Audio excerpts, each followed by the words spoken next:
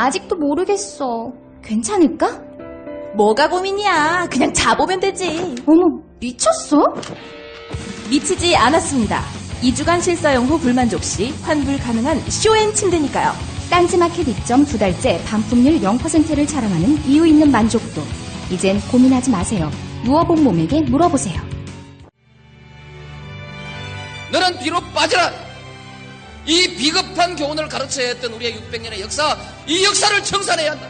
권력에 맞서서 당당하게 권력을 한번 쟁취하는 우리의 역사가 이루어져야만이 이제 비로소 우리의 젊은이들이 떳떳하게 정의를 얘기할 수 있고 떳떳하게 불의에 맞설 수 있는 새로운 역사를 만들어낼 수 있다. 대통령의 말하기 위즈덤 하우스.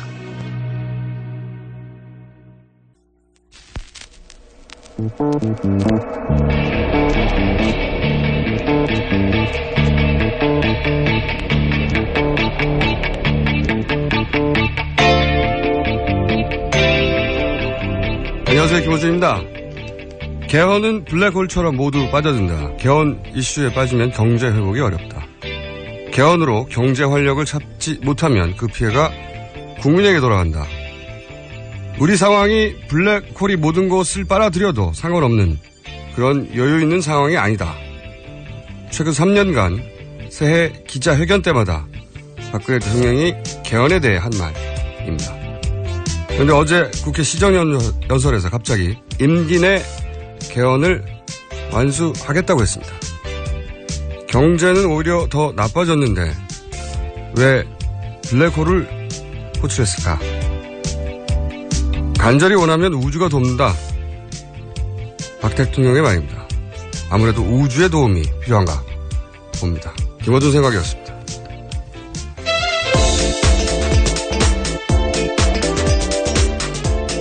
자, 첫 순서는 언제나 송채경화 기자입니다. 안녕하세요. 네, 안녕하세요. 한겨레 21 송채경화입니다. 저는 오늘 첫 뉴스는 예상이 갑니다. 네. 제가 오늘 원래 첫 뉴스를 다른 뉴스로도 해보려고 했는데 네, 도저히 그럴 수 없는 뉴스가 나와서. 이 JTBC 네. 이게 진정한 단독이죠. 진정한 단독. 네. 여태 최순실 씨 관련 여러 매체들이 단독이라고 주장해 왔는데 성격이 비슷했어요. 새로운 회사를 발견했다. 나는 또 발견했다. 네. 어떤 여기서 호텔을 발견했다니까 난 다른 호텔 발견했어. 나는 돈이 얼마인 줄 발견했다. 여기 또 비슷한 성격이거든요. 전혀 다른 성격의 그렇습니다. 진정한 단독이 나왔습니다. 네, 모든 언론이 다 받아쓴 네. 뉴스가 나왔는데요. 내용을 말씀을 드리면 그 최순실 씨가 박근혜 대통령의 연설문을 미리 받아서 일부 수정한 사실이 최 씨의 컴퓨터 파일을 통해서 확인이 됐습니다. 이게 이제 며칠 전에 지난주에 네. 고영태 씨라고 있었죠. 고영태 씨라고 최순실 씨의 회사에 차를 네. 운전도 했다고 하고 네. 회사를 운영하기도 했고요. 네, 이사로 관련 회사 이사로도 있었고 또 가방. 네, 박근혜 대통령의 가방을 만든 회사의 네, 회사의 대표였고 네. 또 펜싱 국가대표 출신이죠. 네. 네. 그분이 이런 말을 한 적이 있어요. 주장이죠, 주장. 그때까지만 네, 하더라도. 맞습니다. 네. 최순실 씨가 가장 좋아하는 게 대통령 연설문을 고치는 거다. 네. 네. 근데 이제 여기 대해서 청와대에서는 얼토당토는 얘기를 하고. 네, 말도 안 되는 얘기라고. 말도 안 되는 얘기라고 네. 했는데 물증이 나온 거죠. 그 주장을 뒷받침할. 네, 그렇습니다. 최 씨의 컴퓨터 파일을 통해서 확인이 된 건데요. 그 JTBC에서 입수한 최 씨의 사무실 컴퓨터에 저장된 200여 개의 파일 대부분이 청와대에 관련된 내용이었다고 하고요. 또 그중에서 대통령 연설문이나 공식 발언 형태의 파일이 44개였다고 합니다. 그리고 이것들을 이제 분석을 해봤더니 최 씨가 박 대통령이 실제로 발언한 것보다 길게는 사흘 전에 연설문을 열람한 적도 있었다. 이렇게 보도가 나왔습니다. 그러니까 미리 보내줬다는 거죠. 네. 네. 그리고 이게 실제로 며칠 전, 그러니까 연설 이전에 이게 갔다는 것도 중요하지만 보도 내용을 살펴보면 파일에 이제 작성 시간이 있지 않습니까? 네. 이제 아래 한글 파일이라고 하는데 보면은 그 본인 아이디가 들어가거든요. 네. 그렇게 할 수도 있고 안 할 수도 있는데 어쨌든 파일에 작성한 사람이 누군지 알고 네. 파일을 작성한 시간도 나온단 말이죠. 네, 그렇습니다. 그런데 파일을 열어본 시간을 또 확인해 보면 그 작성하고 나서 몇 분 이내 네. 혹은 1시간 이내 즉시라는 거죠. 네. 작성된 그러니까, 즉시 보내졌다는 얘기겠죠. 그러니까 파일을 작성한 사람의 아이디는 청와대 내부에 그 비서관인데 네. 그분이 작성을 하고 나서 최순실 씨가 자신의 컴퓨터에서 열어본 것은 몇 분 후. 그러니까 작성하자마자 보낸 거죠. 네, 그런 거죠. 네, 미리 봤다보다 저는 훨씬 더 중요한 게 이거 같아요. 작성하자마자 보냈다. 가장 먼저. 네.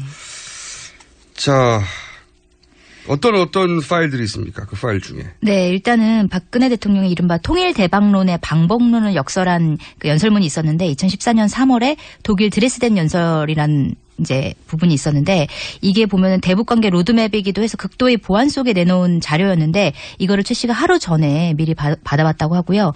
그다음에 최 씨가 본 파일을 보면 붉은 글씨로 이제 표시된 부분이 있는데 실제로 이 연설에서 이 붉은 글씨로 표시된 부분이 바뀌어가지고 연설이 됐다.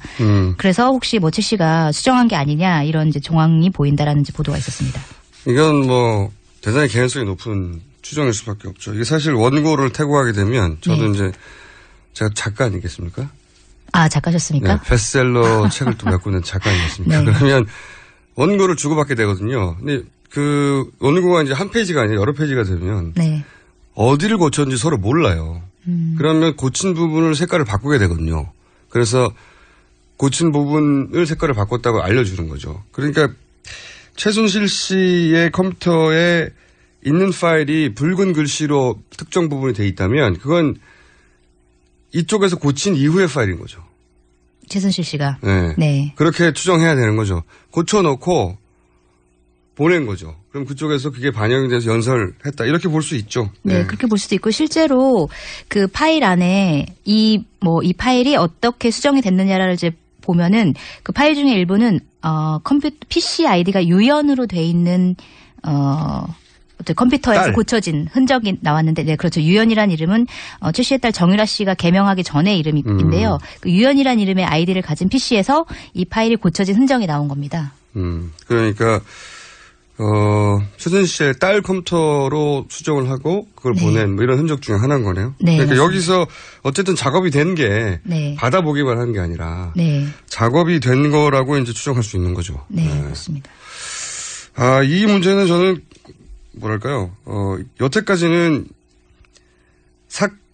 사건 전개 성격을 완전히 바꾸는 그렇게 볼 수 있죠. 네, 진정한 단독이라고 보는 게 뭐 개인 비리다 혹은 뭐 공금을 이용했다거나 아니면 착복했다든가 뭐 이렇게 몰아갈 수도 있었거든요. 실제 그런 정황도 좀 있었고. 근데 이제 네. 연설문을 만약에 직접 먼저 보고 네. 그리고 고쳤고. 그걸 수정했다고 하면 이건 성격이 완전히 달라지는 거죠. 네, 그러니까 박근혜 대통령이 최순실 씨와의 관계를 차단할 수 있었는데 예전 같으면 이거를 보면 사실은 그 관계를 차단할 수 없는 정도의 뉴스라고 볼 수 있겠죠. 네, 관계를 차단할 수도 없지만 네. 개인적으로 굉장히 큰 뉴스라고 생각하는 게 원래 이제 연설문을 대통령이 작성하면 독해라는 걸 해요. 네. 아십니까? 네, 알고 기자니까 있습니다. 아시겠죠. 독해라는 걸 하는 게 네. 대통령 연설문은 그게 국정 지표거든요, 말하자면. 네. 대통령은 말로 정치하는 사람이란 말이죠. 저희 방송에 나와서 인터뷰해 주면 좋겠지만 안 하신단 말이죠. 혹은 토론에 싸우기도 안 하고 오로지 말로 정치하는 그 자리이기 때문에 예를 들어서 뭐 이런 거 있지 않습니까? 뭐 버냉키, FRB 의장 한마디 하면 막 쭉 올라갔다 내렸다 하고 막 그러잖아요. 네. 그런 것처럼 대통령 한마디는 지표기 때문에 그 비서실장이나 수석들이 다 모여가지고 읽는단 말이에요. 맞춤법 고치는 게 아니라 네. 이 워딩이 국내 정치 혹은 정세나 혹은 분야에 미치는 영향이 뭔가 이런 걸 따져서 검토를 한단 말이죠. 네. 그런 다음에 연설문이 결정되는 건데 그게 한 자연인이 나중에 퇴고를 한다는 건 이분이 국정을 했다는 얘기예요. 네. 그리고 실제로 뭐 JTBC 보도를 보면 원래 다른 대통령 같은 경우에는 이제 대통령이 참석한 자리에서 독해를 하는데 박근혜 대통령 같은 경우에는 박근혜 대통령이 참석하지 않고 수석들 차원에서만 독해를 하고 그다음 이제 박근혜 대통령한테 가는데 그 사이의 과정은 사실 알려지지 않았다. 이렇게 보도가 나왔거든요. 이제 일반적인 독해 과정은 제가 알고 있기로는 대통령이 참석해서 내가 이런 의도로 말을 집어넣는데 그럼 수석들이 쭉 검토를 해가지고 이 부분 늦차 빼자. 그러면서 최종안이 거기서 만들어지는 거거든요. 여기서의 독해는 초안을 만든 거죠. 수석들이 네, 그럴 수 있는 거죠. 수석들이 초안이 만들어지고 그런 다음에 올라간 다음에 최종적으로 발표될 때는 모르는 거 아닙니까? 지금 말대로 하면. 그러니까 최종적으로 발표되기 전에 아마 이제 초안이 취합돼서 올라온 것을 누군가가. 네, 네. 연설 기록 비서관이든 누군가가 최순실 씨한테 보내고 받은 다음에 수정된 거를 연설했다라고 지금 강력하게 의심이 되는 정황이. 네. 근데 이것과 관련해서 오늘 제가 중앙일보가 말이 많습니다. 그러네요. 오늘 진행을 하시고 제가 뉴스를 읽고 실제로 이거를 보낸 사람이 중앙일보 보도에 따르면 그 최 씨한테 이 문서를 전달한 사람이 문고리 3인방 가운데 한 명인 정호성 청와대 제1부속실 비서관이다. 이렇게 이제 보도가 이름이 나왔어요. 특정됐네요. 네. JTBC에서는 이름은 안 나왔지 않습니까? 네. 중앙일보가 JTBC가 이 정도 하니까 우리는 이름이라도 내자고 그러고. 뭐랄까요. 이런 뉴스를 보면 네. 지금은 모든 언론이 다 붙었잖아요. 근데 제일 처음에 붙었던 게 한겨레 아니겠습니까? 네. 한겨레가 초반에 사실은 사그라들 뻔했던 이 뉴스를 키웠죠. 그렇죠. 네. 역할이 큽니다. 거기까지는 했는데 진짜 특종은 여기서 하는 걸 보면 한겨레 탐사보도 팀에서는 어떤 생각이 들어요? 마음이 아프겠죠. 저도 마음이 아픈데. 이게 진짜 특종이 나왔어요. 물꼬를 트는. 자, 이건 해명하기 쉽지 않을 것 같은데. 그죠? 네. 청와대 입장이 안 나왔죠, 아직은. 네, 원래 이제 이것과 관련해서 대통령 연설문에 개입했던 고영태 씨 발언이 나왔을 때 이원종 청와대 비서실장이 정상적인 사람이라면 이 말을 믿을 수 있겠냐. 봉건 시대에도 있을 수 없는 얘기다. 이렇게 이제 해명을 했는데 이제 이렇게 어떻게 뺄 수 없는 이 증거가 나온 다음에 청와대는 아무런 이제 해명을 하지 않았다고 이렇게 전해지고 있습니다. 정상적인 사람이면 믿기 힘든 뉴스가 맞죠. 예. 이렇게 되면 새누리당에서는 이제 문재인 전 대표가 북한에 결재받고 국정을 결정하느냐 이런 송민순 회고록 공세 계속 채워왔는데 야당에서는 똑같은 방식으로 최순실에게 결재받고 국정을 운영했느냐는 비난을 할 수 있죠. 네, 그럴 수 있죠. 그런 정황이 나와버렸어요. 여기에 한겨레가 기여한 바는 없습니다. 자, 이 뉴스는 앞으로 며칠은 갈 것 같아요. 해서 일단 이렇게 하고요. 근데 제가 제일 궁금한 건 네. 아니 이 컴퓨터를 왜 폐기하지 않고 갔을까요? 네, 그러니까 그것도 참 되게 의문인데요. 이 JTBC가 이거를 입수한 게 어떻게 된 거냐면은 최 씨의 사무실이 이제 짐을 다 폐기를 했는데 그 중에서 몇 가지를 관리사무소에 맡기고 갔다 그래요. 대신 폐기해달라. 그래. 요즘 함부로 짐을 버릴 수가 없으니까. 네, 그래서 그걸 맡겼는데 그걸 JTBC가 가가지고 좀 보자 그래가지고 봤는데 그 중에 이제 PC가 있어서 그거를 살펴봤더니 이런 파일이 있었다. 이게 취재 과정이라고 합니다. 요즘은 가구나 이런 걸 막 버릴 수가 없으니까 네. 딱지를 붙여서 버리니까 대신 처분해달라고 사무실 집기들을 놓고 갔는데 그 중에 네. 이 파일 컴퓨터가 있었다. 컴퓨터가 있었다. 그래서 인수한 거거든요. 네. 말하자면. 네. 사든지 어땠는지 모르겠습니다만. 참 이해가 안 가네요. 그래도. 그렇죠. 그런 중요한 게 들어있는 컴퓨터를 아무렇게나 놓고 갔다는 게 이해가 좀 안 되죠. 그랬다는 얘기는 본인이 일상적으로 이걸 해왔기 때문에 중요성을 잘 느끼지 인지를 못했어요. 못했거나 혹은 네, 이게 있겠죠. 다가 아니라 본인의 예를 들어서 노트북도 있을 수 있잖아요. 충분히. 네. 본인이 항상 사무실 안에 있을 때만 그 파일이 날라오고 사무실 안에 있을 때만 이런 일이 벌어질 일은 없으니까 노트북이 있었을 텐데 거기 대부분이 있고 여기 일부가 있는 게 아닌가. 네. 이런 추정도 해봅니다. 네. 네. 그래서 지금 압수수색이 필요한 상황이다 이런 얘기가 많이 나오는데 검찰이 이 사건과 관련해서 특별수사팀을 만들어서 이름까지 붙여서 미르 K스포츠재단 의혹 사건 수사팀이라고 해서 인력도 늘리고 하고 있긴 한데 실제로 아직 압수수색 등 강제 수사를 진행하지 않는 거에 대한 비판이 나오고 있습니다. 땡큐네요. 만약에 최순실 특별수사팀이 압수수색을 했으면 이거 없어졌습니다. 이거 압수수색을 안 해가지고 오히려. 네, 검찰 손에 들어갔으면 이게 밝혀지지 않았을 거다라는 말씀이신 거죠? 그렇죠. 검찰은 싸그리 걷어갔겠죠. 근데 이제 압수수색을 안 한 이유는 이게 정권에 부담이 되기 때문에 아마 속도를 지연했을 텐데 그게 거꾸로 정권에 크나큰 부담이 되는 네. 역설이. 아니, 검찰이 이렇게 잘할 때도 있네요. 일을 안 해서 잘할 때도 있습니다. 예. 인상적인 검찰의 회동이었습니다. 기동이었고. 다음 뉴스 전해주십시오. 네. 지금 시간이 별로 없어서 다른 뉴스를 좀 전해드려야 될 것 같은데요. 그 최순실 게이트로 지지율이 급락하고 있는 박근혜 대통령이 어제 개헌 카드를 꺼내들었습니다. 박근혜 대통령은 어제 국회 시정연설에서 고심 끝에 대한민국의 지속 가능한 발전을 위해서는 저희 공약사항이도 한 개헌 논의를 더 이상 미룰 수 없다는 결론에 도달했다. 이렇게 밝혔습니다. 이 내용은 저희가 3부에서 여야 입장을 들어보기 때문에. 네. 참. 연설문 말고는 없습니까? 그 안에 남은 파일 중에? 인사 관련 파일도 있다고 제가 보도를 잠깐 본 것 같아요. 네, 국무회의 말씀이라는 이제 문건도 있는데요. 이게 2013년 8월에 8월 5일에 청와대 비서진 교체가 전격적으로 벌어졌는데 그거 이전 하루 전에 이 국무회의 말씀이라는 제목의 문건이 최순실 씨한테 전해진 거예요. 여기 보면은 이제 청와대 비서진 교체 관련 내용이 이제 들어있는데 이 비서진 교체 전에 최순실 씨가 이미 관련된 내용을 알고 있었다. 이런 내용도 이제 나왔습니다. 핵심 인사, 청와대 핵심 인사를 교체하는 것도 미리 알고 있었다. 네. 인사 부분에 대해 그 인사 결정 내용을 미리 보냈다는 건 이렇게 인사를 하겠다고 알려주거나 네. 혹은 거기에 대한 이야기를 듣기 위한 목적이 아닌 보낼 이유가 없지 않습니까? 네, 그렇죠. 다른 뉴스 전해주십시오, 이번에는. 정말로.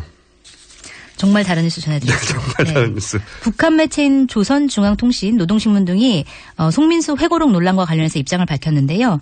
북한에서는 당시 남측은 우리 측에 인권 결의안과 관련한 의견을 문의한 적도 없고 기권하겠다는 입장을 알려준 적도 없다. 이렇게 얘기를 한 건데요.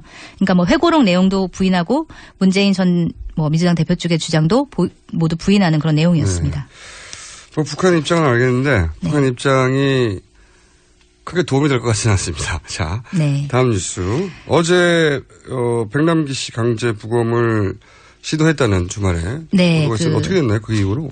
오늘이 말일 아닙니까? 네, 오늘까지가 이제 부검영장 유효기간이 오늘 밤 12시까지가 마지막인데요. 그 이철성 경찰청장이 어제 고 백남기 농민의 부검영장을 강제 집행하지 않겠다 이런 뜻을 밝혔습니다. 그래서 실제로 뭐 오늘 밤까지 강제 집행될 가능성은 없을 것 같은데 뭐 경찰 같은 경우에는 지금 영장을 재신청해서 지금은 이제 조건이 달려있는 영장인데 조건 없는 영장을 발부받는 게 어떻겠냐라는 의견이 내부에서 나오고 있다고 합니다. 이런 것 같아요. 위에서는 네. 영장을 집행하라고 한 거예요. 근데 경찰청장이 본인 임기 중에 벌어진 일이 아니지 않습니까? 그렇죠.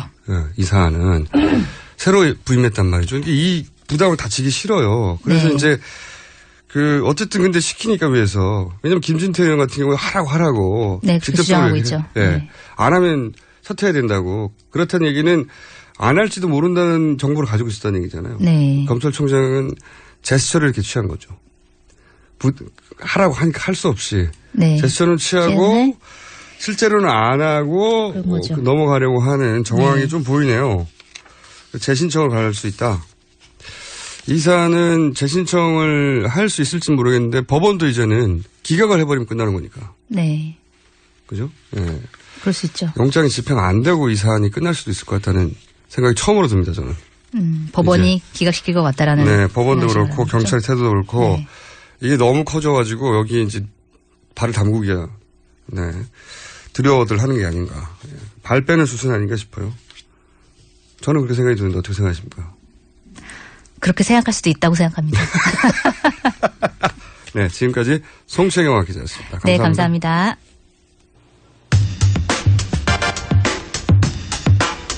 네, 첫 번째 인터뷰입니다. 어제 대통령 시정연설이 있었습니다. 네, 내년도 예산안 심사가 시작된다는 뜻이죠. 25일, 그러니까 오늘부터 심사 일정이 본격화되는데요. 예산결산특별 예결위의 위원장, 민주당 김현미 의원 전화 연결하겠습니다. 안녕하세요. 안녕하세요. 반갑습니다. 네, 오랜만입니다, 위원장님. 네, 오랜만입니다. 네, 이게 굉장히 막강한 자리인데, 네. 네, 막강한 자리 위원장이 되신 걸 축하드려야 하나요? 아니면 이해관계가 굉장히 첨예한 곳이죠. 골치가 아프니까 쌤통이라고 해야 하나요? 않고요. 실제로는 막강하진 않고 아니에요? 굉장히 머리는 아픕니다. 예. 예, 그럼 쌤통입니다 해야 됩니까 제가? 예결위원장 자리가 막강하다는 거는 잘 모르실 수도 있는데 지난해에는 서로 되겠다고 주호영, 김재영 새누리당 의원들끼리 막 서로 싸우다가 경선하자고 막 그러기도 했었어요. 아, 그랬어요? 예. 아시면서. 헌정사상 최초의 여성 예결위원장이기도 하십니다. 네. 네. 이 대목을 축하드리고. 자, 어제 시정연설이 원래 예산안 심사하기 전에 이제 하는 거지 않습니까? 네네. 네. 시정연설에서 개헌 얘기도 했는데 우선 시정연설 전체적으로 어떻게 평가하십니까? 시정연설이 원래는 이제 예산에 대해서 내년 예산 어떻게 짜여져 있다. 그다음에 정기국회 때 뭐 이런 대충 법안 이런 거 좀 꼭 처리해서 네. 국정 운영에 도움을 달라 이렇게 짜여지는 거거든요. 정부에서 이제 우리가 예산을 이렇게 짰으니까 잘 심사해야 될라 이런 얘기잖아요. 네, 네. 그런 얘기를 하는 자리인데 어제는 오셔가지고 초반에는 우리 경제 굉장히 이런저런 면에서 좋다. 다른 나라에 보기에 이게 좋고 저게 좋고 쭉 얘기하시다가 마지막에 개헌 얘기를 굉장히 길게 하시더라고요. 3, 4페이지 정도 됐어요. 네. 17페이지 정도 되는 원고에서. 그래서 거의 연설이 다 끝난 다음에는 이게 시정연설을 하신 게 아니라 개헌 연설을 하신 것처럼 돼버려가지고 우리가 뭘 들었지? 뭐 이런 느낌이 좀 컸습니다. 네. 개헌 얘기를 할 수 있다 없다를 떠나서 그 자리가 그 자리에 맞지 않는 연설이었다? 예. 좀 부적절하지 않았나 이런 생각이 들어서 예산안에 대한 이게 너무 전달이 안 돼서 좀 아쉬웠습니다. 예결위원장으로서. 자. 예. 지난 국감 때 예산 얘기하기 전에 미르재단 K스포츠재단 때문에 세금이 덜 거쳤다. 뭐 이런 얘기 주장하셨어요. 제가 오늘 이 질문을 드린 이유는 이제 관련 예산도 다 삭감하겠다고 하셔서 우선 국감 때 이런 재단들 때문에 세금이 덜 거쳤다. 이 내용이 뭡니까? 이게 이제 그 재단에 그러니까 돈을 내게 된 게 기부금 처리가 되잖아요. 네. 네, 근데 이런 법인들이 기부금을 내게 되면 기부금을 낸 것만큼의 세금을 깎아주게 됩니다. 법인세에서. 그런데 제가 정확한 지금 액수를 지금 자료를 안 가지고 왔는데 이분들이 800억 정도, 800조 정도, 800억을 걷었잖아요. 네네. 그럼 이거를 법인세로 환산하게 되면 약 280억 정도의 세금을 안 내도 되는 거예요. 아하. 그러니까 이 돈이 그대로 그 법인이 가지고 있는 수익이었다고 한다면 국민의 내야 될 세금을, 국가에 내야 될 세금을 280억 정도를 안 낸 것이 되기 때문에 이게 또 다른 문제가 되는 거죠. 그런 부분은 지적이 없었는데 사실은 거쳤어야 할 세수가 거치지 않고 그렇죠. 특정 개인을 위해서 쓰여졌다. 뭐 이렇게 볼 수도 있는. 있는. 이거를 또 우리가 특정 개인에게 준 것이다. 이럴 경우에는 증여가 되잖아요. 그런 의혹이 지금 있는데요. 그럼 증여일 경우에는 이 세수가 거의 그 법인세보다 2배 정도가 많아요. 원래 한 50% 정도 증여세를 내게 돼 있으니까. 그래서 개인에게 준 것이라면은 세수가 한 500억 가까이 줄어든 효과를 나는 거죠. 이게 단순히 기업들이 돈을 낸 것에 그치지 않고 사실은 세수로 거쳐야 될 돈이 안 거친 것 같다. 그렇죠. 그런 지적이시군요. 그래서 그런지 이번 예산안에 이 미르나 K스포츠 재단 관련한 예산을 다 삭감해 보겠다고 하셨는데 관련 예산이 많이 포함되어 있습니까 지금 예산안에? 당에서 지금 확인한 거는요, 약 865억 원 정도 지금 찾았습니다. 그런데 올해보다 한 35% 늘어난 거고요.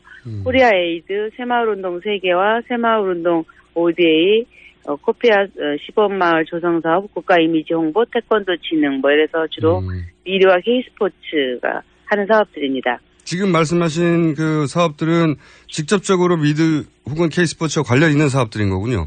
네, 미르와 K스포츠가 이런 사업들을 수주를 받아서 자기들이 하는 거죠. 네. 사실은 이제 수주를 받았다기보다 자기들이 일을 하기 위해서 이런 사업들을 편성하게 하고 자기들이 하고 뭐 이렇게 보입니다. 네. 그러면은 작년에 이 일이 불거지기 전에는 이런 미르나 K스포츠단 관련한 예산들이 있었는데도 알지를 못했던 거고요. 문제가 있다는 걸. 알지 못했다기보다는 좀 이상했다. 이런 게 이렇게 뭐 이런 난데없이 안 하던 일들을 이렇게 하느냐. 약간 좀 갈등이 좀 많았습니다. 예를 들면 문화창조 융합벨트 구축 사업이라는 게 있어요. 네.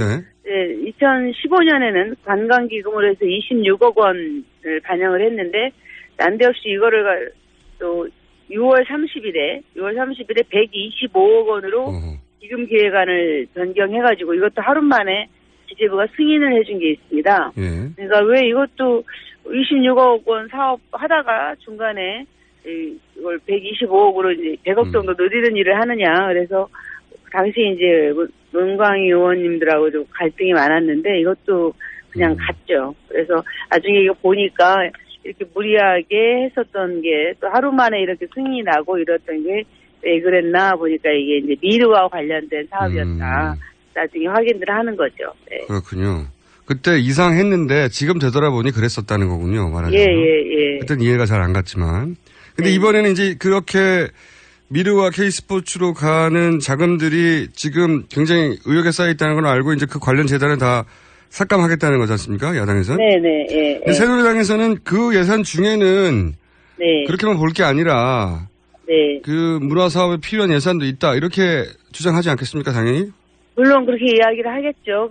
그런 사업들에 대해서는 이제 저희가 좀 골치 아픈 게 뭐냐면 이게 이제 우리나라 내부에서 이럴 경우에는 괜찮은데 이제 그 개발도상국이나 이제 그런 저개발 국가에 우리가 지원해주는 사업들이 좀 있습니다.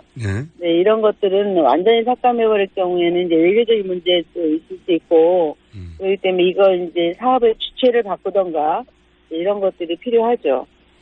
근데 지금 형태로 그대로 지원해주는 것은 문제가 있습니다. 지금 일단 미르나 K스포츠단은 문제가 너무 많으니까 그 필요한 예산이 있다면 집행 주체를 바꿔라. 그러면 우리가 저희가 이제 그 이번에 국정감사 하면서도 했던 얘기는 뭐냐면 이 사람들은 진짜 한류와 이런 산업을 연결하는 이런 일들이 필요하다. 그래서 미르와 K스포츠를 만들었다 이렇게 주장을 하거든요. 근데 저희가 하는 얘기는 이런 뭐 한류를 통해서 기업들이 돈을 더 벌어서 그거를 기금으로 걷었다는 거거든요. 그러면 우리는 그거를 정당하게 세금으로 내게 해라. 법인세를 올려서. 그러면 그 세금을 가지고 정부가 직접 사업을 하면 되는 것이지. 왜 중간에 이렇게 정체를 모르는 단체를 끼워가지고 이상한 일을 하느냐. 저희가 그런 얘기를 했거든요. 그래서 이런 사업들은 정부가 직접 하면 됩니다. 그러면 그런 이유로 그러면 세금이 부족하다고 하면 그런 이유로 법인세는 인상해야 된다. 뭐 다른 이유도 있지만 그래서 지금 그렇죠. 야당에서는 법인세를 인상해야 한다는 게 가장 중요한 이슈 중 하나 아니겠습니까? 지금 내년도에도요. 부정적자가 무려 37.8조가 늘어납니다. 국가 채무가.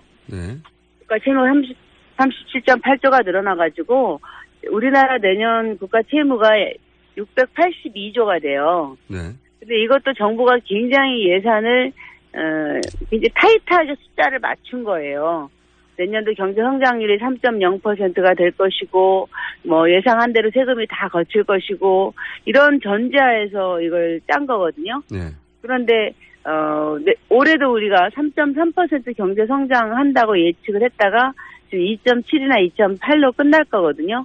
그것도 중간에 추경을 해서 돈을 한번 풀어 놓은 결과가 그럼에도 불구하고 지금 3.0을 달성을 못했는데 내년에 3.0% 경제 성장률을 한다는 것 자체가 사실은 좀 난망하죠. 정부가 지금 다른 기구에서는 2.7, 2.8을 이야기하기 때문에 그렇게 억지로 짜도 국가 채무가 682조에다가 37.8조나 늘어나는데 세금을 걷지 않고서 빚만 늘려나가는 게 지금 이명박근혜 정부의 공통된 특징이거든요. 이거는 다음 정부 후손에게 이런 채무를 물려주는 것이기 때문에 우리는 정상적으로 세금을 걷고 필요한 곳에 쓰고 국가 채무를 줄여나가는 그런 방식으로 일을 하자 이렇게 이야기를 하고 최우선 순위가 되어야 하는 것이 이명박 정부 때 깎아줬던 법인세를 과표 구간 500억이 넘는 대기업에 한해서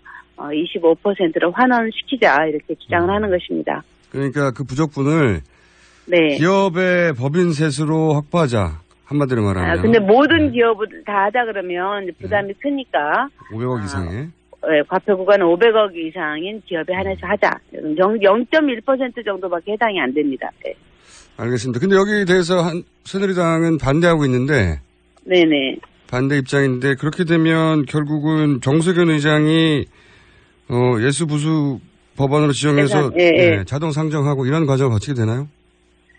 그거는 이제 의장님의 이제 결정이시죠. 그런데 문제는 새누리당이 그러면 지금의 부족한 재원 문제 이런 걸 어떻게 할 것인지에 대한 대안을 내놔야 합니다. 그러니까 지금 일자리 문제가 굉장히 심각하고 특히 청년 일자리 실업률이 심각하잖아요.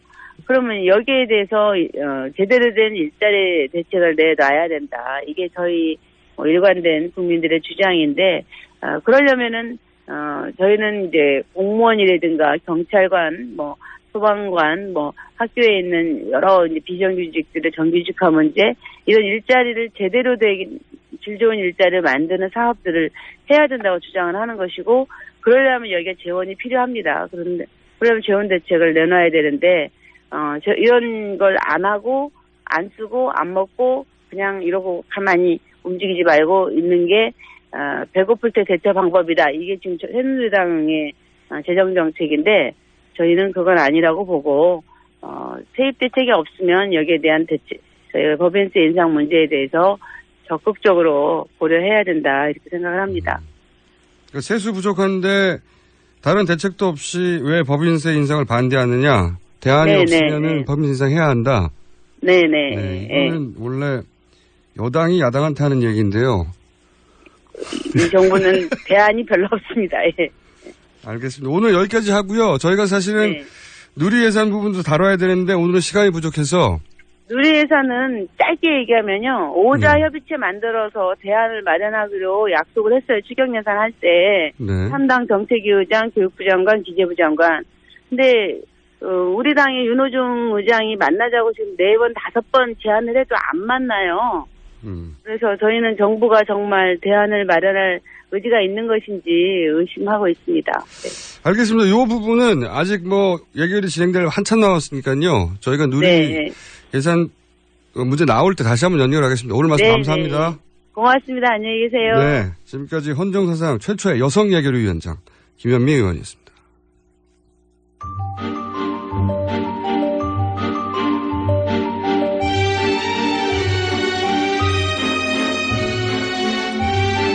자, 한겨레 탐사 보도를 이끌고 있는 미스터 하. 안녕하세요. 안녕하세요. 한겨레 하호영 기자입니다. 네. 그동안은 뭐랄까요. 최순실 보도 전국을 주도해 왔다가. 네. 예. 최초로는 사실 TV조선이 보도를 했고. 그랬죠. 예. TV조선이 세상에 끌어놨습니다. 예. 최순실이라는 이름은 없었고요. 예. 예. 근데 그땐 미르, 재단 비리로 얘기가 처음에 보도됐죠. 근데 그때 끌어놨을 때 조선일보와 청와대 사이에 이제 싸움이 있었어요. 갈등이. 그렇죠. 네. 그러면서 조선일보가 입을 닫게 되죠. 네. 닫게 되는 것을 한겨레가 주웠습니다. 주웠죠. 네, 주웠다고 표현하는 게 맞는 것이 그 보도 과정을 지켜보던 한겨레 내부의 한 탐사 보도의 고참 기자가 여기 뭐가 있다. 이렇게 감으로 잡았다고 제가 들었는데. 감으로 잡았다고 보는 게 맞고요. 근데 이제 그런 조언이 있었죠, 밖에서. 한겨레가 해야 하는 거 아니냐. 뭐가 있다. 예. 어쨌든 그렇게 시작할 때만 해도 여기까지 올 줄은 몰랐을 것 같아요. 몰랐죠. 예. 그래서 이제 막 파기 시작했거든요. 막 독일도 가고. 예. 뭐 등기부 등본 떼보고 막 여러 가지 하다가. 사실은 초반에 물꼬를 확 텄고. 그래서 이제 첫 호텔, 독일에 있는 최순실 관련한 첫 호텔을 찾아냈죠. 예. 부동산을 처음 찾아낸 게 한겨레입니다. 그런 다음에 이제 경향신문이 달라붙었다고? 예, 따라붙었죠. 예. 예, 따라붙어서 두 번째 호텔을 찾아냈고요. 그렇죠. 한겨레가 두 번째 호텔도 찾아냈는데 보도를 아직 못하고 있는 상태였다고 제가 들었는데, 그죠? 예, 어제 했습니다. 어제자로 했고요. 뒷북이었고요. 어쨌든 이렇게 한겨레, 그리고 경향, 그 다음에 JTBC가 그 다음에 붙었고요. 그렇죠. 예. 그리고 나서 지난 주말에 갑자기 본물이 터집니다. 맞습니다. 예, 본물이 터져서 대한민국에 존재하는 모든 매체가 다 달라붙었어요. 예, 프랑크푸르트도 지금 북적입니다. 그래서. 그러니까요. 그 도시가 굉장히 거주민도 적고 동양인 자체를 보기 힘든 동네라고 하는데 요즘은 한국 방송사들이 드글드글하고 기자들이 드글드글 한다고. 그죠? 예. 네. 제가 오늘 여쭤보고 싶은 건 두 가지입니다. 첫 번째로는 제가 지금 간략하게 소개한 지금까지 전개 과정 있지 않습니까? 네. 그 중에서 총 정리 한번 짧게 해주시고요. 네. 고비라든지 아니면 뭐 계기라든지 특히나 왜 갑자기 언론들이 지난 주말 일제히 보도를 하기 시작했는지 그 전에 보면 지상파에서는 이 뉴스를 안 다뤘어요. 그렇죠. 다룬다 하더라도 이화여대 정도 짧게 다뤘고요. 그리고 최순실 씨 이름도 잘 안 나오고 있다고 하더라도 여야 논란이 있다 수준이었지. 뭐 호텔에 있다 이런 얘기 아예 안 다뤘습니다. 종편도 안 다뤘고요. 이게 본물이 터졌단 말이죠. 이 본물이 왜 터졌죠? 전체 과정 중에 굉장히 중요한 번곡점인데. 보물이 터진 거는 상징적으로 보이는 것은 사실 KBS의 방송이거든요. 네. KBS에서 이미 일부 알려진 바에 따르면 그 보도국에서 이제부터 마음껏 보도해라. 그러니까 왜 그런 물론 박근혜 대통령이 그 전에 엄정 수사 얘기를 했습니다. 네. 엄정 수사 얘기를 하자마자 이럴 수는 없는 거고. 그렇죠. 뭔가 메시지를 갔을 거 아니겠습니까? 예. 근데 저는 정권 차원에서 이걸 모든 언론이 보도하도록 오케이 사인을 내도 좋다고 판단했을까? 이게 궁금한 거죠. 두 갈래로 판단을 했어요. 네. 뭐 개인적인 이야기 겸 아니면 이제 언론에서 공감대를 형성하고 있는 이야기 겸 두 가지인데요. 보통 이제 최순실 씨를 오장육부라고 표현하잖아요. 그거는 이제 한겨레 표현이 아니라 그렇죠. 청와대 내부에서 나온 표현입니다. 나온 네. 표현이에요. 네. 근데 보통 오장육부 중에서도 뗄 수 있는 게 있어요. 맹장. 예. 뭐 그렇게 판단했을 수도 있을 거라고 생각합니다. 예. 아. 외과 수술적으로 핀포인트로. 예. 예. 하지만 아프죠. 아파서 정말 정밀하게 도려내자. 오장육부 표현은 이렇게 등장합니다. 살점은 떼낼 수 있지만 네. 오장육부는 생명과 관련이 있기 때문에 그렇죠. 뗄 수 네. 없다라고 이제 최순실 씨를 표현할 때 그런 워딩이 청와대 내부에서 나왔죠. 네. 네. 뭐 제가 뭐 맹장을 너무 좀 희화했나 이런 걱정은 좀 드는데 어쨌거나 그 정도로 다급했다. 맹장의 심기까지 걱정할 일은 아닌 것 같고요. 그 정도로 다급했다라는 생각이 들고요. 이거는 이 사건의 전개 과정하고도 관련이 돼 있는데요. 처음에 TV조선에 이 사건이 등장했을 때만 해도 사실 이렇게까지 갈 줄은 몰랐다고 아까도 말씀하셨지만 그 다음에 최순실 씨가 K스포츠 재단의 이사장을 선임하는 데 개입했다. 네, 처음에 그렇게 시작됐어요. 그렇게 시작이 됐죠. 네, 인사 개입 2라운드죠. 정도. 예, 네. 이게 이제 발단해서 전개로 넘어오는 상황인데요. 그 다음에 어떤 상황이 벌어지냐면 독일 상황이 있습니다. 네. 독일 상황에서 K스포츠 재단의 직원들이 예를 들면 정유라 씨라든가 최순실 씨 딸이죠. 예. 뭐 이런 승마장이라든가 네. 등 개인일을 봐줬다. 개인일을 봐줬다. 그러니까 인사를 개입했다 처음. 그다음에 그 K스포츠 재단 사람인데 그렇죠. 최순실 씨 개인일을 봐줬다 독일 같은 데 가서. 예, 그러면 이렇게. 이제 K스포츠 재단하고 최순실 씨하고 아주 더 밀접하게 그렇죠. 되는 거죠. 그게 두 번째 단계였어요. 그 다음으로 이제 등장하기 시작한 게 뭐 흔히 말하는 페이퍼 컴퍼니입니다. 네. 페이퍼 컴퍼니가 등장하기 시작하면서 돈 문제가 이제 돈 문제가 등장합니다. 그렇죠. 네. 돈 문제가 등장하고 이제 주변에 핵심적인 인물들이 본격적으로 등장합니다. 예. 그 돈과 관련이 돼 있었을 것이라고 생각하는. 3라운드죠, 그게. 이게 3라운드입니다. 네. 3라운드고 그리고 그 인물들이 점점 자기의 이야기들을 하기 시작해요. 네. 이게 점층법처럼 하기 시작해요. 처음에는 잘 모른다고 이야기했다가 최순실 씨의 활동에 대해서 구체적으로 이야기하기 시작해요. 그래서 저희들이 봤을 때는 왜 심령의 변화가 있었을까요? 아마도 뭐 그 중에 한 분은 실제로 초기에 재단에서 밀려난 분이거든요. 아하. 그 여러 가지 상황이 있었습니다. 그런데 그 재단이 제대로 굴러가지 않은 상황에서 알력 다툼으로 밀려난 분도 계시고요. 아니면 본인이 이것 좀 이상하다. 이 재단 자체가 이상하다라고 해서 물러난 분도 계시고 여러 분들이 계세요. 이 사람들이 각자의 목소리를 내는 거예요. 그래서 그런데 특이한 건 뭐냐면 이런 게이트 사건 같은 경우에는 그런 각자의 처지마다 목소리가 좀 다르거든요. 네. 근데 이번엔 그렇지 않아요. 그래요. 네, 이번에는 원래 이런 사건들은 자기 입장에서 바라보는 시각 그 면만 얘기하기 때문에 그렇죠. 서로 전혀 상반된 얘기도 하거든요. 예. 그래서 보통은 검찰 수사 들어가면 진실 공방이 벌어지거든요. 예. 근데 이번 사건 그렇지 않아요. 다 똑같아요. 거의 일치해서 최순실 씨가 이 재단에 개입하고 있었다라는 걸 이야기를 해요. 그러니까 이 전체 일을 지휘한 사람이 한 사람밖에 없어서 그런 거 아닙니까? 뭐 그렇죠. 예. 그렇게 돼서 아마 사정기관 이제 흔히 이야기하는 수사를 지휘하는 기관들이나 정보를 수집하는 기관들에서는 더 이상 버틸 수 없었다라고 판단했을 거라고 봅니다. 그러니까 입장이 갈리거나 관계자들이 이야기가 다르면 서로 대립되는 거니까. 네. 이야기가 뭐 어떤 의미에서 물타기가 될 수도 있고 네. 희석될 수도 있는데 이게 다 똑같은 얘기만 하고 있으니까 네. 버틸 수 없었다. 첫 번째. 네. 네.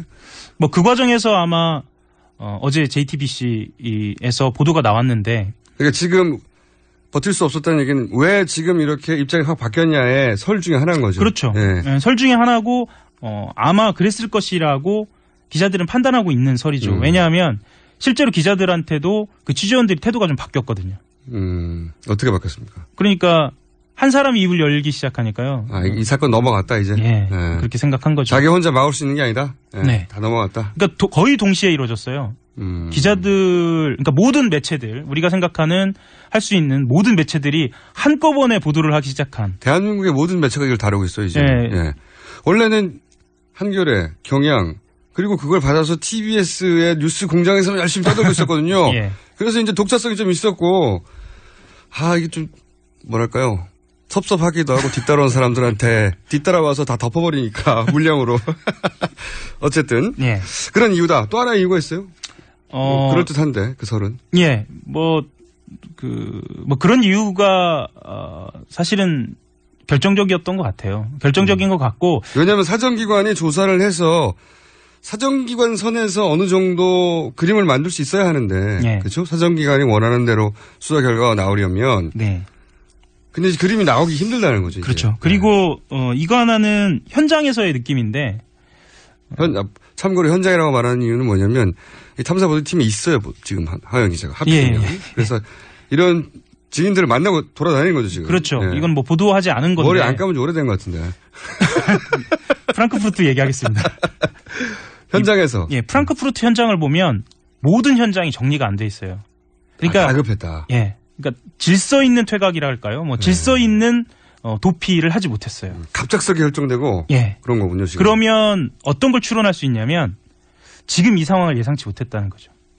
어느 정도 선에서 끊을 수 있을 줄 알았는데 이게 너무 치고 들어와서 네. 다급하게 결정되어 갔다. 그러니까 프랑크푸르트에 한겨레 기자 한 명이 돌아다니는 게 한 며칠이 있었거든요. 네, 처음엔 혼자 갔잖아요. 예.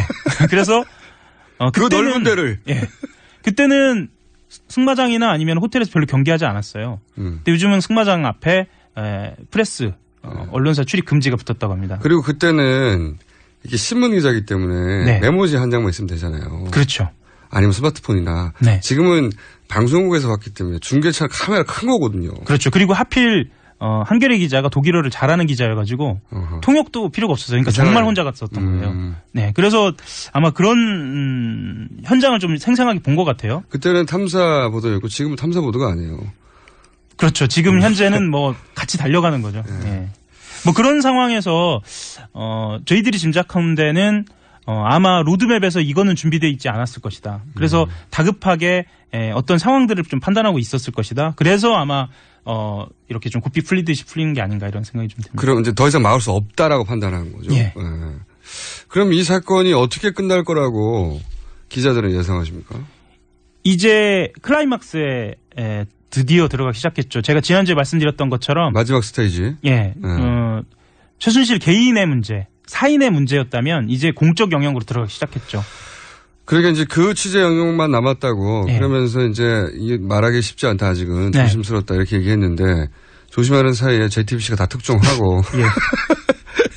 근데 한겨레가 이제 JTBC는 연설문 네. 고영태 씨의 증언 때문에 그랬던 것 같은데 발언 때문에 예. 연설문에 개입했다는 증거를 계속 쭉 찾아가지고 실제 이제 PC도 확보했고 거기서 문서 분석도 해서 연설문이나 혹은 인사의 사전에 개입한 정황 증거의 일부를 이제 꺼내놨어요. 예.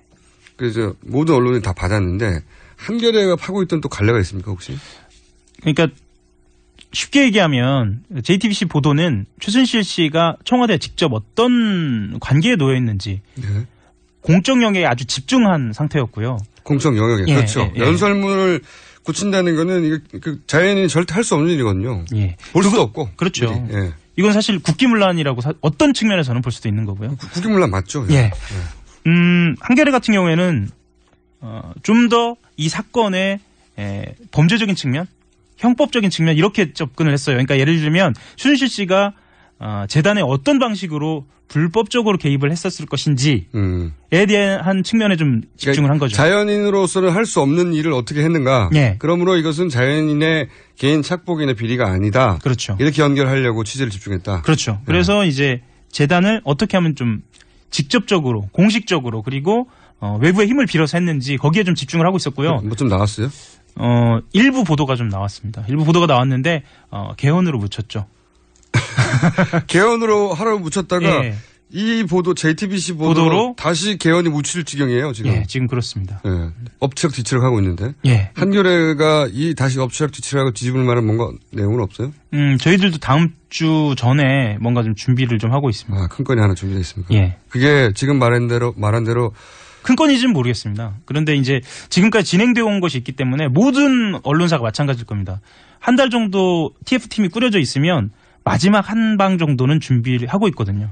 마지막 한 방이 나올 수도 있다. 그렇죠. 모든 언론사가 아마 그게 그 방향성이 지금 얘기한 대로 이것이 개인이 할 수 없는 일이다라를 입증하는 어떤 보도인가요? 모든 언론사들이 다 거기에 집중하고 있을 거예요. 왜냐하면 지금 최순실 개인이 할 수 있는 일에 대한 보도는 말하자면 기시감 있잖아요. 어디서 많이 본 것 같은 그런 느낌이 있기 때문에 언론사에서 보도하지 않습니다. 이제는 호텔이 하나 더 나온다든가. 그거는 예. 독일에서 집이 서로 5채가 더 나와도 예.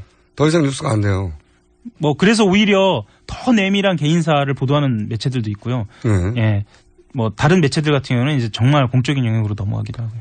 근데 어쨌든 지금 준비하고 있는 것은 개인으로서는 할 수 없는 일을 이렇게 했다. 예. 사실 이 연설문 보도도 그거죠. 그렇죠. 개인으로는 이건 할 수 없는 일인데. 예. 그런 사례 중에 하나가 아주 명확하게 나온 것이고, 준비되고 있는 한겨레가 준비하고 있는 특종은, 다른 매체들 다 특종을 준비하고 있겠지만. 그렇죠. 개인이 할 수 있는 또 다른 갈래에서의 증거물이 나올 것입니다. 할 수 없는? 네. 예. 할 수 없는. 예. 네. 그러면 그거 나온 다음에 다시 이게 뭐 특종이냐고 내가 혼내는 걸로 다음 주에 시작하기로 하고, 하영 기자 여기까지 하겠습니다. 오늘 말씀 감사합니다. 감사합니다. 네. 비가 와서 음악 하나 깔았답니다. 잃어버린 우산. 우순실입니다. 저는 3부에서 뵙겠습니다. 내리던 밤 그대 사는 작은 섬으로 나를 이끌던 날부터 그대 내게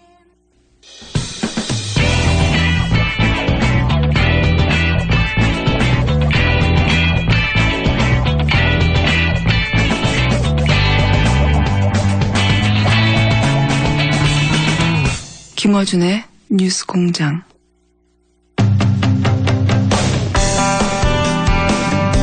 뉴스 공장 3부입니다. 네. 두 번째 인터뷰 시간인데요. 어제 박근혜 대통령이 헌법 개정을 제안했습니다. 네. 지금이 적기라고 임기 내에 개헌을 완수하겠다 이렇게 강조하셨는데 여당은 환영의 뜻을 밝혔고 야당은 최순실 물타기라고 비판을 내놓고 있습니다. 여야 대변인 차례를 연결해서 자세한 이야기 들어보겠습니다. 먼저 새누리당의 김성원 대변인 전화 연결했습니다. 안녕하세요. 예, 안녕하세요. 네, 애청자 여러분, 김성원입니다. 네. 두 번째 인터뷰입니다. 반갑습니다. 네네, 반갑습니다. 네. 네, 개헌 얘기를 이제 바로 드리면 네네. 대통령은 최근 몇 년간 이번에 네. 올해 초에도 얘기를 하셨죠. 네. 개헌에 대해서 계속 부정적으로 여러 차례 언급을 하셨는데 경제가 네. 시급한데 블랙홀 대통령 네. 워딩입니다. 블랙홀인 개헌을 할 여력이 없다. 네. 네. 근데 왜 지금 갑자기 개헌을 들고 나오셨을까요? 이제 아시다시피 지금까지 이제 개헌에 대해서는 그러니까 그 개헌보다도 이제 안보 상황이라든가 경제 상황 또 시급한 민생 현안을 먼저 해결하는 것이 맞겠다. 말씀하신 대로 대통령님께서 그 블랙홀이 될 수도 있을 우려가 있기 때문에 그렇게 얘기를 해온 것도 사실이거든요. 네.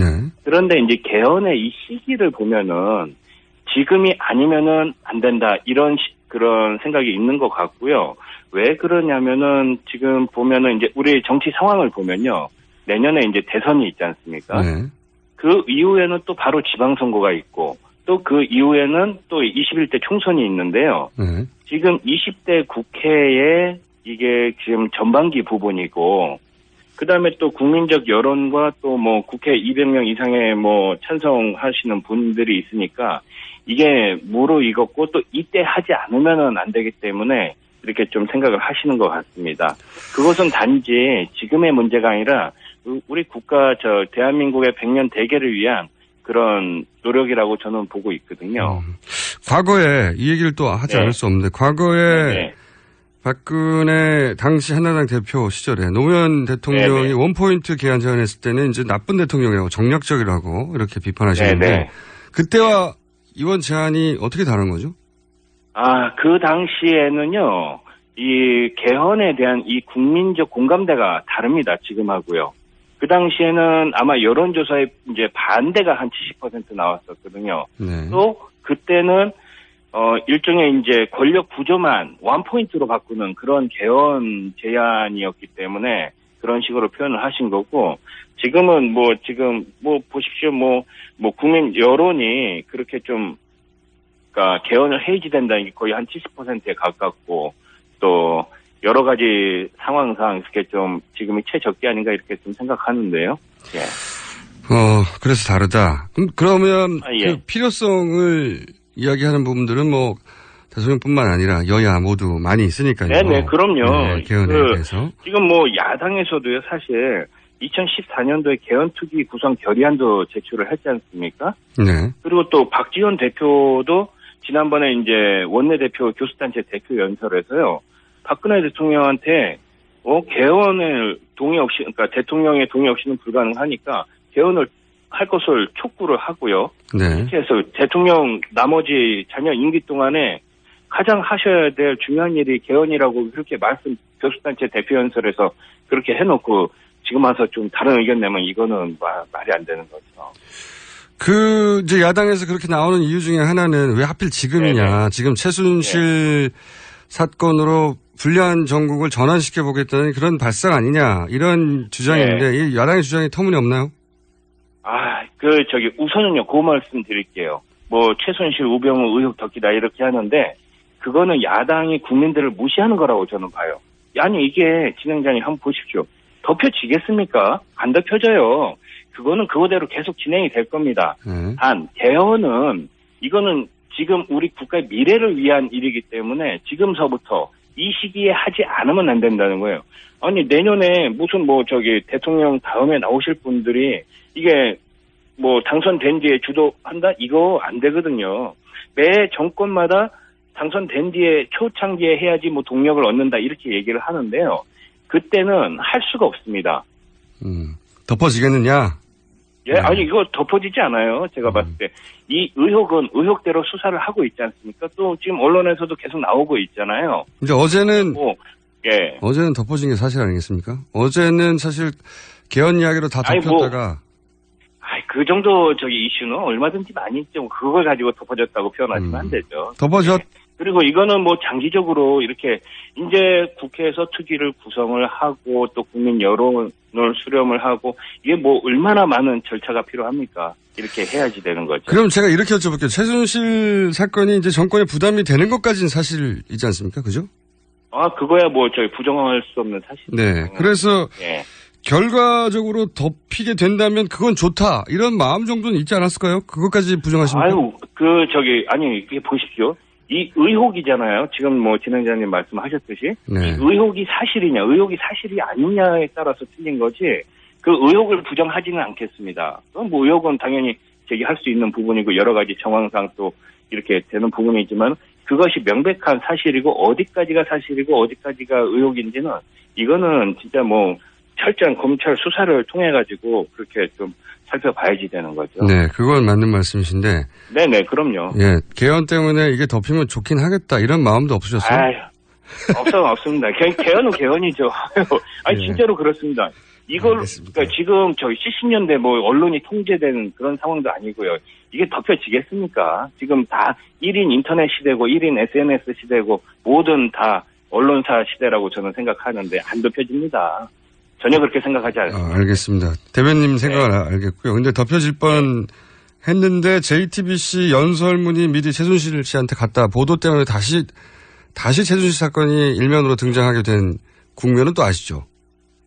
그럼요. 잘 알고 있습니다. 네. 이 연설문이 미리 최순실 씨한테 갔다고 하는 보도에 대해서는 어떻게 생각하십니까? 우선은요, 사실관계를 먼저 확인을 해봐야지 되고요. 지금 근데 아직 사실관계까지 확인이 안 됐습니다만은, 우선 어저께 나온 보도대로 보면은요. 이거는 사실 이제 우리 국회에서도 문서가 밖으로 나가는 것은 상당히 제한이 되어 있습니다. 네. 업무망과 인터넷 망이 이제 망 자체가 틀리기 때문에요. 네. 하물며 청와대에서 그 나가는 문서가 이게 나갔다는 건 사실상 말이 안 되는 겁니다. 또 청와대에서 생산된 모든 문서는 대외 유출이 금지가 되어 있거든요. 네. 또는 또 법률적 근거가 있습니다. 대통령 기록물 관리에 관한 법률이라든가 아니면 공무상 비밀 누설죄 이런 것들이 적용이 되기 때문에 아주 엄격하게 적용이 되고 있는 그런 상황인데 네. 그럼에도 불구하고 만약에 지금 의혹대로 네. 그러니까 JTBC 보도대로 그렇게 나갔다고 치면은 그 파장 저도 지금 감당이 안 되는데요, 예상에. 네. 그때는 그러면 인터뷰 요청하시면 안 하실 겁니까? 그때도 해야죠. 저희 왜 그러세요? 저 지금 열심히 잘하고 있어요. 왜냐하면 굉장히 잘하시고 계십니다. 네, 의혹 정도가 아니라 왜냐면은 어쨌든 최순실 씨 소유 PC에서 나오는 것이고 그리고 남아있는 파일의 작성 시간이나 여러 번 시간 등으로 비교해보면 연설 전에 자연인인 최순실 씨에게 연설문을 보내진 것까지는 팩트 아니겠습니까? 의혹이 아니라? 아니죠. 또 저희가 또 그러니까 사기꾼들은 또 우리 상상의 날개를 또 초월할 수가 있잖아요. 그럼 컴퓨터 상에서. 조작했을 수도 있다. 조작했을 수도 있는 거고. 네. 단, 뭐가 거기서 좀 선행이 되냐면은 실제 메일이 왔다 갔다 한 그것을 봐야지 진짜로 실체적인 진실이 나오지 않겠습니까? 단순히 PC에 저장되어 있는 파일에 그런 시간을 가지고 그거는 추정입니다. 제가 봤을 때는. 알겠습니다. 시간은 그러면, 시간은 조작할 수 있지만, 시간은 조작하려 해도 파일이 있어야 되잖아요. 파일이 거기 있는 거 자체가 아까 말씀대로 유출이 안 되는 파일이 거기 있으니까 그러면 조작은 있을 수 있다고 치지만 애초에 거기 파일이 심어져 있는 자체는 부인할 수 없지 않습니까? 그렇게 나간 건 맞잖아요?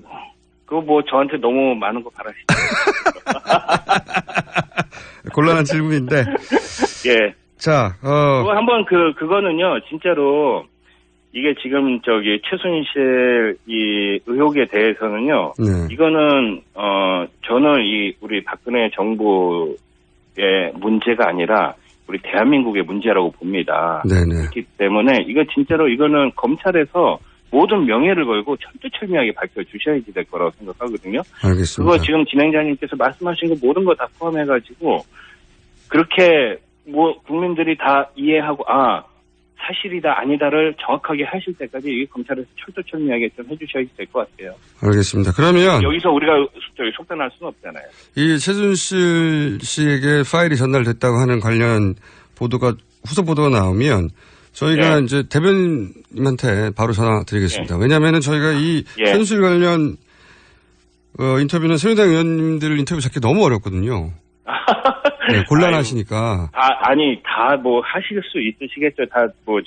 시간이 안 돼서 그런 거지. 설마 김어준 진행장님 피해려고 그렇게 하겠어요. 사안 자체가 좀 곤란해서 그런 것 같긴 한데. 근데 곤란할 게 없는 게요. 저희 사실대로 말씀드리는 게 가장 정직한 알겠습니다. 방법이고 가장 좋은 방법이잖아요. 곤란할 게 뭐 있겠습니까? 그렇죠. 그러므로 김성호 의원님은 항상 저희가 연락하면 전화 인터뷰 할 수 있는 것으로. 그럼요. 영광입니다.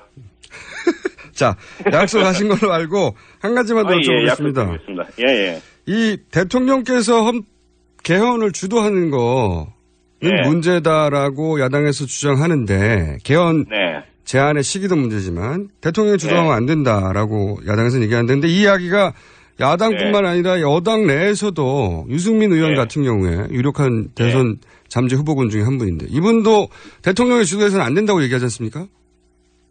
이 문제는 어떻게 생각하십니까? 대통령이 주도한다기보다도요. 이게 우선은 저희 헌법 128조에 보면은 헌법 개정은 국회 제적 과반수 동의 또는 대통령이 발의할 수 있다 이렇게 돼 있지 않습니까?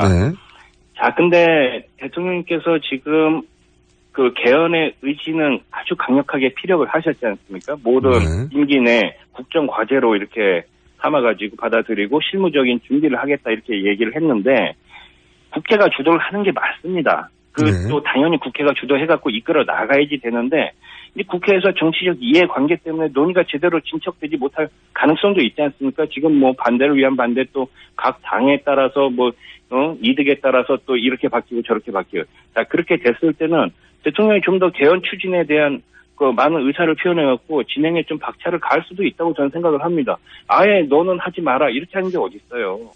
저랑 진행자님이랑 얘기하다가 주진우 기자 있다고 해갖고 주진우 기자 저기 빠지셔 이렇게 하는 게 어딨어요. 같이 논의하는 거지. 네, 생각하는데. 비유가 적절하지는 않다고 생각합니다. 왜냐하면 대통령이시니까요. 네, 그러나 예. 여하간 대변인님 생각으로는 네. 물론 의회가 주도한 게 맞긴 맞지만 네. 의회 주도에서는 지지부진하니 대통령의 의지를 가지고 밀어붙일 수도 있다. 예, 왜냐면요. 지금 이 개헌의 문제는 이게 지금 현재 우리 문제보다도 우리 미래를 위한 문제지 않습니까? 그렇기 때문에 이거는 어떻게 해서든지 저는 해지된다고 봅니다. 예. 알겠습니다. 그렇기 때문에 누가 주도를 하고, 대통령이 주도를 한다고 쳐요.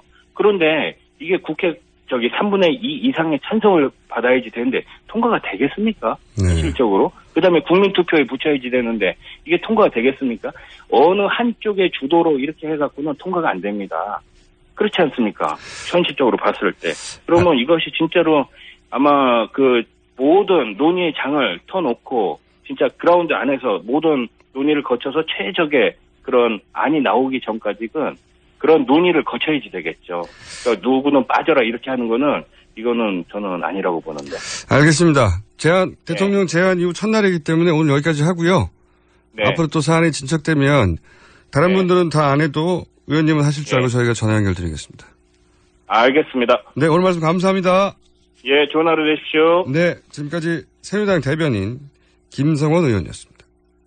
네, 이어서 야당 입장 들어보겠습니다. 민주당의 수석 대변인 윤관석 의원 연결되어 있습니다. 안녕하세요. 안녕하세요. 윤관석 의원입니다. 네. 박근혜 대통령 개헌 제안 어떻게 들으셨습니까? 예, 저희는 어제 시정연설에서 돌발적인 개헌 제안을 듣고 상당히 황당하고 참으로 우려스러웠습니다. 먼저 개헌이라는 것이 이렇게 국민적인 논의나 동의 없이 대통령이 시정연설에서 돌발적으로 던져야 되는 문제인가 하는 문제하고요. 네. 또한 최근에 최순실 게이트가 전 국민적인 의혹을 불러일으켜서 검찰 조사도 되고 있는데 최순실 게이트의 문제를 덮기 위한 정략적 개헌이다 이런 판단이 먼저 현장에서 일감으로 들었습니다. 최근에 우병우 민정수석의 국정인사 검증 실패라든지 여러 가지 책임론도 불거지고 있는 상태에서 또한 대통령 자신의 국정 지지도도 20%까지 떨어지는 사상 최저치를 갱신하면서 이런 여러 가지 곤혹스러운 상황들을 덮기 위한 정략적 개헌이라는 판단이 들었습니다. 기본적으로는 이제 정략적이라고 판단하시는 건데, 그러면은 어떤 제기한 시기나 방식의 문제인데 지금 말씀하시는 건 개헌 논의 자체를 거부하시는 건가요? 아니면 개헌 논의도 할 수 없다는 건가요? 이런 방식이라면? 예, 정략적 개헌 논의에 대해서는 반대합니다. 하지만 국민과 함께하는 정상적인 개헌 논의에 대해서는 필요하다고 생각을 하고 있습니다. 저희가 정략적 개헌이라고 얘기하는 것은 박근혜 대통령이 12년 대선 공약으로 개헌을 내걸었지만 취임 뒤에는 개헌 논의는 줄곧 부정적 모습을 보여왔고요. 경제가 위기에 빠져 있다. 남북 관계도 어려운데 개헌 논의하면 블랙홀이 된다 해서 여러 가지 이유로 개헌 논의를 부정했고 또한 금기시까지 했던 것입니다. 하지만 이런 최순실 게이트나 우병우 수석 문제를 덮기 위한 정략적 개헌 말고 현재 제왕적 대통령제의 폐해라든지 또한 87년 직선제 개헌의 체제 이후에 약 30여 년간 우리 사회에서 변화 발전된 열망들을 담을 수 있는 정상적인 국민과 함께하는 개헌 논의에 대해서는 필요하다고 생각하고 있습니다. 그리고 이제 대통령이 주도하는 이런 방식의 개헌은 안 된다. 하지만 민주당이 혹은 의회가 주도하는 방식은 된다. 이렇게 구분하면 됩니까? 예, 누가 주도하냐, 주체가 누구냐도 굉장히 중요하다고 생각하고 있습니다. 사실 임기 초에 개헌은 논의해서 시작해도 쉽지 않은 문제인데 임기 말에 다가왔고 더군다나 사상 최저치의 지지율을 가지고 있고 또한 각종 최순실 게이트라든지 권력형 비리, 비선실세 국정농단 문제로 이 문제부터 해결해야 될 대통령이 개헌을 제안하고 또 본인 주체로 주도한다는 것은 사실상 개헌 동력을 가질 수가 없습니다.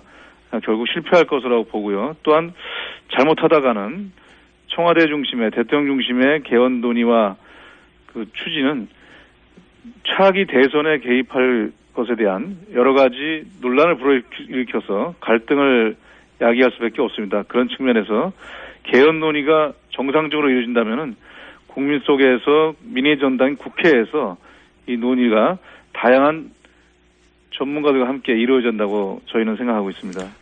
그러면 지금 이런 방식의 개헌 제안은 안 된다라는 뜻은 분명히 알겠는데, 그러므로 이번 박근혜 대통령 임기 말에 개헌 논의는 있어서는 안 된다는 건가요? 아니면 임기 말 내에 주체도 바뀌고 그리고 최순실 문제가 어느 정도 해결되면 임기 말 이내에도 할 수 있다는 얘기인가요?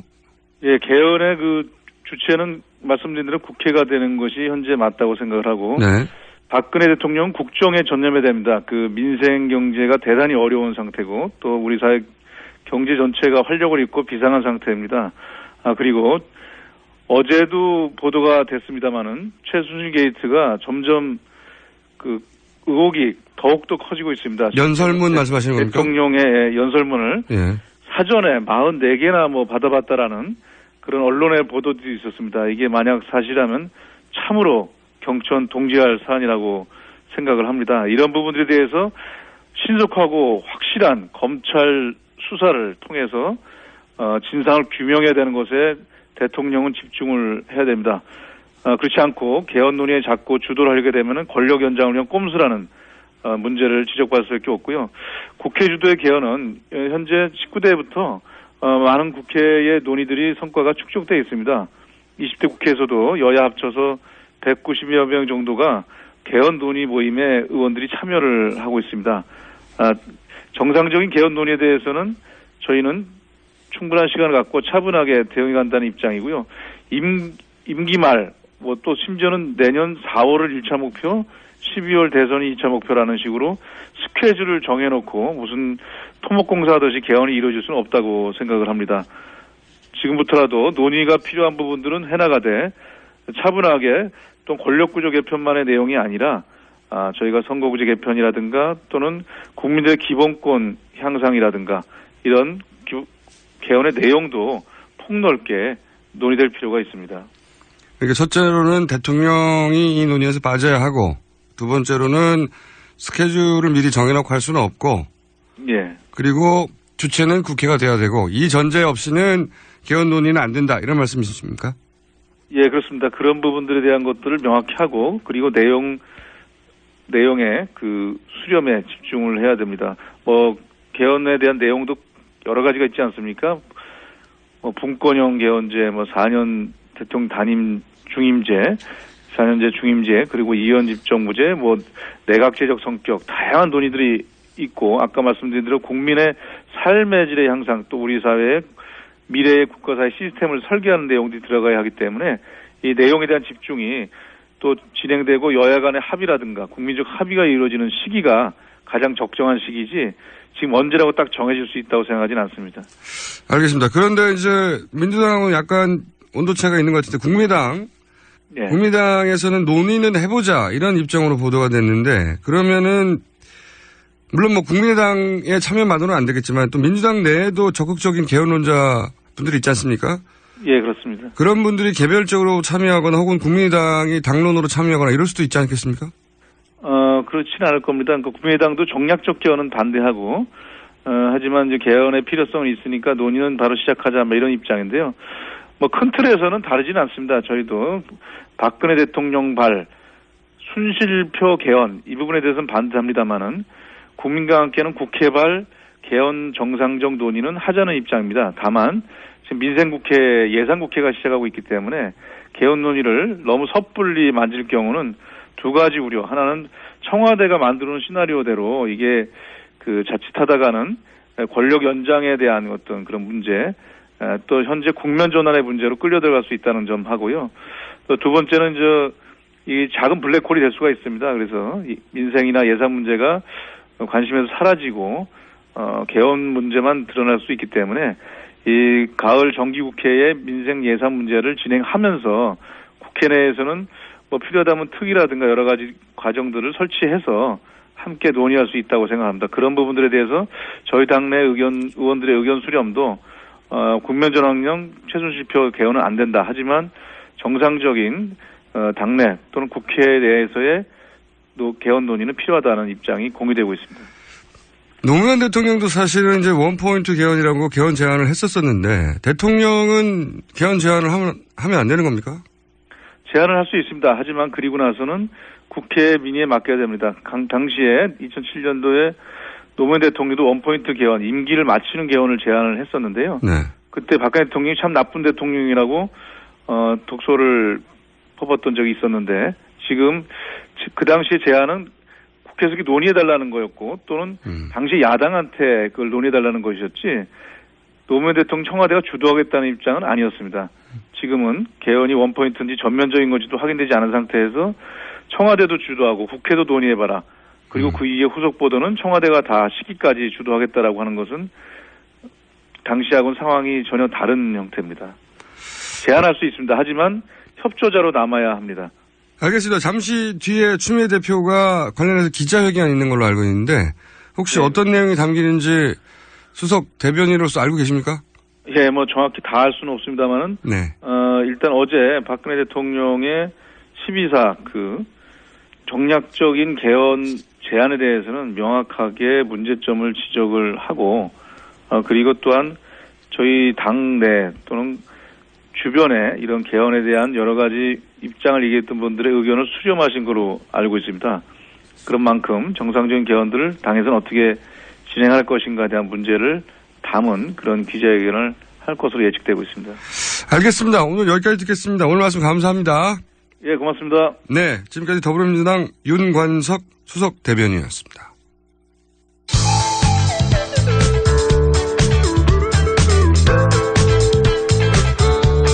김어준의 뉴스 공장입니다. 방송통신심의위원회 심의 규정을 준수합니다.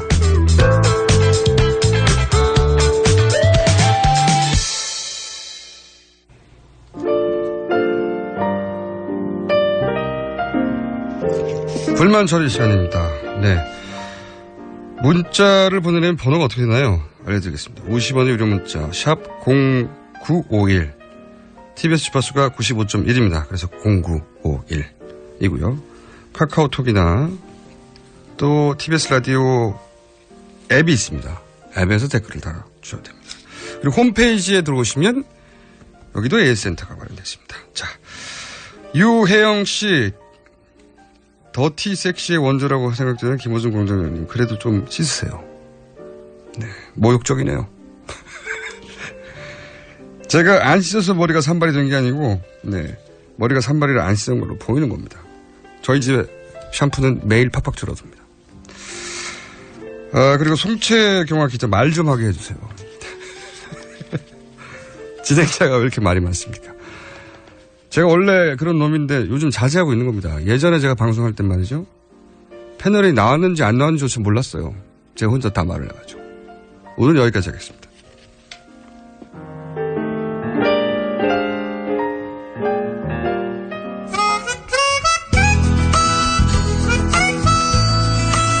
자, 조성주가 간다.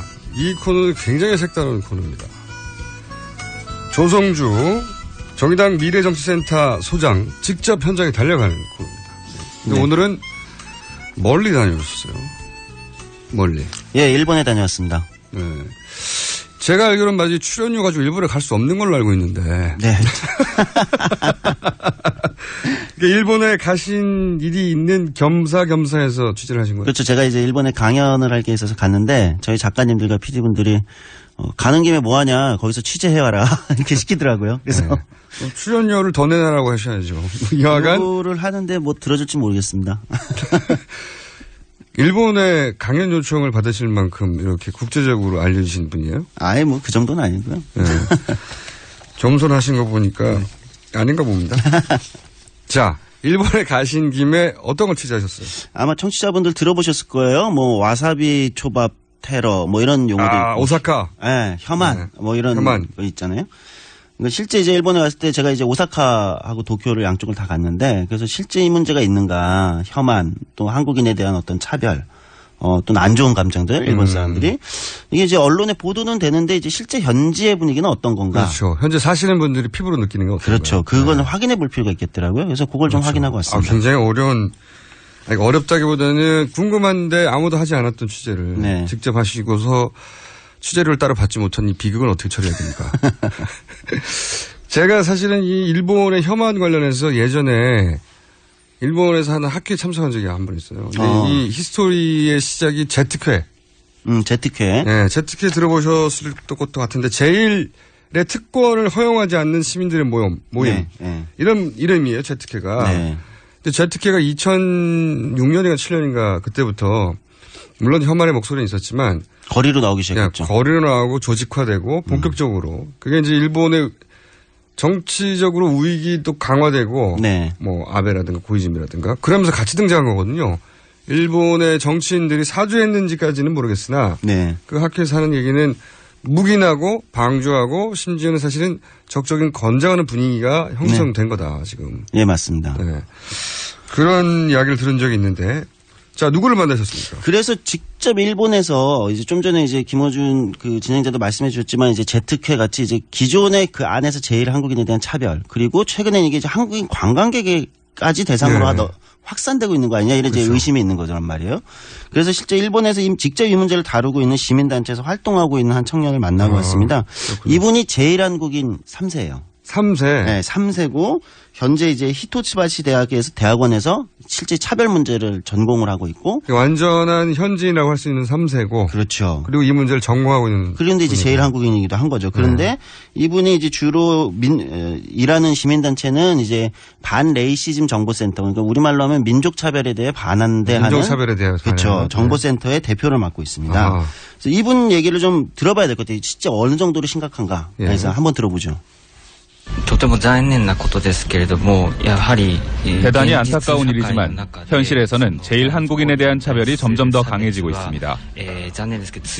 사실 제일 한국인에 대한 차별은 예전부터 심했습니다. 그게 이제 와서야 알려진 건데요. 일본 사회에서 제일 한국인은 잘 알려지지 않은 존재들입니다. 있는지 없는지 제대로 알지 못하기 때문에 이 사람이 일본에서 태어난 제일 한국인인지 한국에서 온 사람인지 일본인들은 구분하지 못하죠. 그렇기 때문에 제일 한국인에 대한 차별은 곧 한국인 관광객에 대한 차별이고요. 한국인에 대한 차별은 곧 제일 한국인에 대한 차별과 같습니다. 그렇죠. 그러니까 이제 이분의 이야기는 그러니까 원래 이제 지금 김어준 진행자 예전에 말씀해 주셨듯이 이제 제특회처럼 기존에 갑자기 이제 제일 한국인에 대한 차별이 굉장히 강화되고 있었는데 지금 이제 일본에서는 이제 제일 한국인과 한국인 관광객을 구분하지 않고 이제 예를 들면 대상을 한다는 거죠. 혐한에 대해서 사회적으로 용인하는 분위기가 점점 더 넓어지는 거죠. 그러니까 이렇게 해도 되지 않겠나. 그렇죠. 네, 그런 분위기가 만들어진다. 묵인되고 있는 거죠. 네. 그리고 혐한 제가 이제 그 제특회 얘기를 한 거는 벌써 3, 4년 됐는데 그때 무슨 얘기를 했었냐면 이제 혐한 서적들이 베스트셀러가 되고 있다. 네, 만화 같은 것도 나오고. 한국에서는 잘 느끼지 못하겠지만 일본에서는 누가 특별히 주도한다기보다는 그런 분위기가 만들어지고 있다. 사회적 분위기가. 그렇죠. 예. 근데 그게 물론 이제 한국의 경제력이 그리고 이제 경쟁 상대가 실제로 되다 보니까 그런 경계심이 발동한 것도 있겠지만 근본적으로는 일본의 정치가 그것을 묵인한다. 네, 그 아주 중요한 문제입니다. 네, 이분도 그 문제를 짚는데요. 근데 또 한 가지 짚어볼 게 있어요. 뭐 요즘엔 일본에도 뭐 한류니 예를 들면 우리 뭐 아이돌 그룹이나 이런 일본에서 인기도 많고. 뭐 이제 한류 스타가 일본에도 탄생하지 않아요? 그러니까 문화적으로는 이전보다 훨씬 가까워진 것 같은데. 그러게 말이에요. 왜 혐한이나 예를 들면 한국인에 대한 이런 건 더 강해지는 거냐? 궁금해서 한번 물어봤어요. 한번 얘기를 들어보죠. 한국과 일본 국민들이 연대해서 우호적인 감정이 생겨난 게 아니기 때문에 한류 스타는 좋아하지만 역사 문제나 차별 문제에 대해서는 사실 관심이 없습니다. 오히려 차별 문제를 거론하는 한국인들이 편향적이라고 생각하는 일본인들이 더 많은 실정인데요. 아베 정권이 등장하나 이후에 일본의 낸두이과 같은 곳에서 혐오 발언이 격화됐습니다. 여당인 자민당뿐만 아니라 극우 세력, 예를 들면 하시모토 토오루, 유신회 등과 같은 의원들이 혐오 발언을 연발하는 상황입니다. 일본인들은 이런 식의 차별에 익숙해져 있고 안타깝게도 차별이 옳다고 생각하는 일본인들도 점점 더 늘고 있습니다. 전 세계적인 현상도 일부 있다고 볼 수 있는 게 보시면은 뭐 프랑스에서 르펜이라고. 르펜. 네. 예. 극우 정치인 대표격이었는데 예전에는 이제 뭐 지지율은 낮다가 그 극성 지지자는 있었지만 최근에는 그 딸이 대통령 후보 뭐 지지율 1, 2 다툴 정도로 네, 맞아요. 컸잖아요. 그리고 뭐 미국의 트럼프도 뭐 마찬가지고요. 네. 그리고 오스트리아, 유럽에 보면 극우 정당들의 인기가 굉장히 올라가고 있어요. 그렇습니다. 뒷 배경들이 되게 비슷하거든요. 그 나라에서 경제 문제가 생기고 뭐 청년 취업이 어렵고 그렇게 되면 그런 이유를 바깥에서 찾는 사람들이 생기고. 맞아요. 예. 그 세력들이 특히 극우고. 그래서 외국인 물러가라고 한다든가 또는 자기들 일자리를 뺏어간다고 한다든가 이런 사람들이 생겨나게 마련인데 일본에도 이제 그런 세력이 이제 생겨나는 거죠. 그렇죠. 그리고 특히 이제 문제는 뭐냐면 이제 일본 같은 경우 이제 정치권에서 이거를 오히려 이전에는 그러니까 예를 들면 묵인하는 거 아니냐라는데 지금은 물어보니까 이미 적극적으로 이용하고 있다 정치인들이 일본의 이제 아베 정권 같은 경우 오히려 이걸 이용하고 있다. 네. 이렇게 이야기를 하더라고요. 국내 문제를 가리는 효과가 있거든요. 그렇죠. 이제 각 나라들의 정치인들이 이걸 이용하기 시작한다는 거죠. 그래서 한번 어떻게 정치가 이용하고 있는지 이 문제 의식 한번 들어보죠. 예. 최근 발생한 사가미하라 사건을 아십니까? 사가미하라시에 있는 장애인 시설에 예전 직원이 난입해서 장애인 19명을 죽인 사건인데요. 이것은 완전한 차별 범죄입니다. 장애인은 살아서는 안 된다는 사상을 가지고 벌인 범죄인데 가해자가 아베 정권에 편지를 썼습니다. 자신이 그런 범죄를 벌일 거라는 계획과 함께 나를 체포하지 말아달라.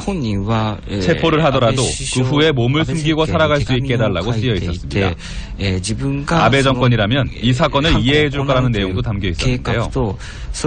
아베 정권이라면 장애인을 말살시키려는 범죄는 이해해 줄 것이라고 생각하는, 다시 말해 아베 정권이 등장하면서부터 차별이 옳다고 생각하는 사람이 늘어난 겁니다. 마찬가지로 한국에서는 여성 차별이 대단히 심각하다고 알고 있습니다. 그런 현상이 일배를 만들었다고 생각합니다. 네. 이게 공기처럼 스며 있는 거죠. 그렇죠. 이 정권이라면 내가 주장하는 바를 들어줄 거다. 네.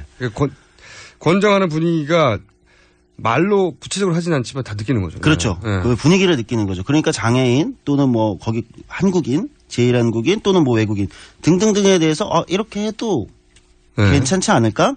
이런 분위기가 생기고 있다는 거죠. 그러니까 우열로 나눈 다음에 우리는 우인데 열 때문에 그렇죠. 내 일자리도 뺏기고 내가 받아야 될 혜택을 못 받고 있다라고 하는, 실제로는 내부 정치의 문제인데 그 원인을 바깥으로 돌려서 정치의 무능도 가리고 그 사람 불만도 바깥에 폭발하게 만들어서 좀 관리하고 정치가 이걸 필요로 하는데 그런 분위기다 보니까 이런 단체들이나 움직임이 그 와중에 이제 오사카 그렇죠. 초밥 사태가 났다는 거죠. 벌어진 거죠. 네. 그러니까 이제 이 배경에는 뭐가 있냐. 일본도 이제 한국이랑 약간 비슷하게 일본의 청년들한테서 이제 혐한이 주로 이제 확산되고 있다는 거예요. 네. 근데 일본의 청년들도 한국처럼 대단히 불안한, 예를 들면 노동시장에 노출되어 있다. 이것이 가져오는 이제 주변에 누군가를 계속 이제 적을 찾는 거죠. 본인들이 불안하고 이게 하니까. 저도 이게 큰 문제라고 생각하는 게 예전의 극우 정당들은 주로 이제 노년층의 지지를 받았어요. 과거의 향수에 사로잡혔다든가. 그렇죠. 옛날이 좋았어. 또 최근에 유럽에서 불고 있는 유럽 극우 정당의 지지세는 청년을 중심으로 일어납니다. 네. 그게 양상이 완전히 달라진 건데 일본도 그렇고 우리도 그럴 수 있는 거고요. 네. 그러니까 젊은 층에서 이제 그 불평등이 심화되다 보니까 탈출구로 이제 극우적인 방식을, 극단적인 방식을 찾는 거죠. 정부가 해결책을 안 내놓고 그리고 이제 이게 바깥에 원인이 있다고 이런 분위기를 만들면 공격하기 좋은 타깃이 나타났잖아요. 그렇죠. 외국인 물러가라고 하고. 그 일본에 의해서 청년들이 도대체 어떤 문제를 겪고 있는 거냐, 노동 문제나 예를 들면 일자리 문제에서 다 연결된 문제라는 거죠. 그렇죠. 이게. 그래서 이거를 이제 한번 물어봤어요. 이제 다른 분한테 물어봤는데 이제 아스넷이라는 이제 오사카 지역에 주로 이제 노동 문제를 다루는 시민단체들의 연합 같은 거예요. 네. 여기 계신 분에게 이제 물어봤습니다. 일본의 청년들 비정규직 문제나 일본 청년들이 좀 그 정도로 불안감을 느끼고 있는 거냐 이렇게 물어본 건데 한번 들어보시죠. 지금 일본 내 비정규직의 비율은 40%로 추산됩니다. 새로 사회에 진출하는 젊은이들이 정규직이 아닌 비정규직이 되는 사례가 크게 늘고 있죠. 급여는 옛날 체제인 만큼 대단히 낮은 대우를 받는 비정규직이 늘고 있다는 겁니다. 불안전한 고용인 만큼 언제 해고당할지도 모르는 상황인데요. 젊은이들은 비정규직이든 정규직이든 최저임금을 겨우 모면할 정도의 저임금으로 일하고 있기 때문에 이런 문제가 상당히 심각한 상황입니다. 그렇군요. 이게 다 연결된 문제예요. 그러니까 단순 오사카에서 스시에다가 와사비를 너무 많이 넣었어. 이 문제가 결국은 청년들의 노동시장이 불안정하고 극우 정치인들이 이런 분위기를 이용하고 조장하고 이용하고 다 연결돼 있는 세계 정세하고도 연결돼 있는 전 세계에서 약간 와사비에서 세계 정세로 지금 가고 있어요. 근데 유럽과 일본의 차이가 뭐냐면 개인적으로 느끼기에는 유럽에서도 사실 히틀러의 고향 아닙니까? 독일. 그렇죠. 거기서도 이런 움직임이 있어요. 그러면 보수 정권 출신인 정치인임에도 불구하고 이런 차별은 안 된다고. 그렇죠. 오히려 제일 선두에 나서죠. 그렇죠. 제일 선두에 서서 이런 차별을 하면 안 된다고 자기가 이제 보수 정치인이지만 그렇게 주장하고 그걸 가라앉히고 그걸 해결하려고 노력하는 유럽 정치 분위기하고는 다르게 일본에서는 이걸 이용한다는 거예요. 네.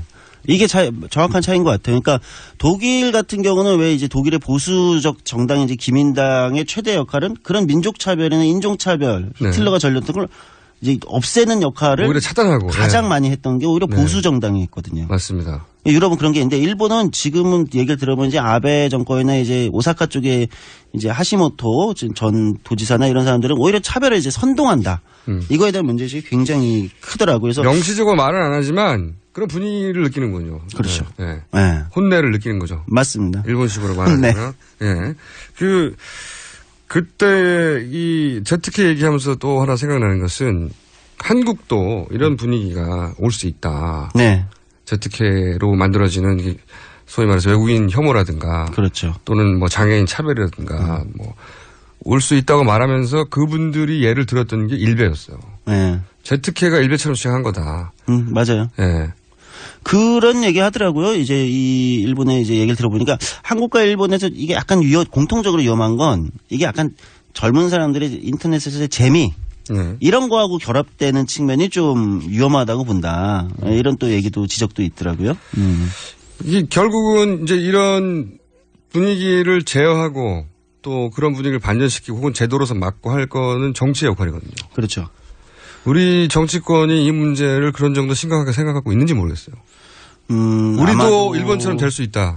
그렇게 심각하게 생각하고 있는 것 같진 않아요. 그러니까 이걸 아직은 이런 문제가 좀 부차적인 문제.